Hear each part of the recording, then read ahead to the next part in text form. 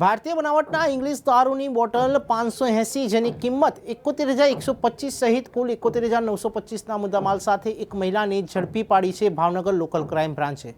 ત્યારે પોલીસ મહાનિરીક્ષક Gautam Parmar, Bhavnagar range police અધિક્ષક doctor Harshad Patel, Bhavnagar local crime બ્રાન્ચના police inspector K S. Patel, police sub inspector B H. Singarkhiya, P B. Jebaliya, એલસીબીના પોલીસ કર્મચારીઓને રાજ્ય બહારથી જિલ્લામાં ઇંગ્લિશ દારૂનો જથ્થો ઘુસાડવામાં આવતો હોવાથી ભાવનગર શહેર ગ્રામ્ય વિસ્તારમાં દારૂ જુગારની પ્રવૃત્તિઓ નેસ્તનાબૂદ કરવા સખત સૂચના આપી હતી।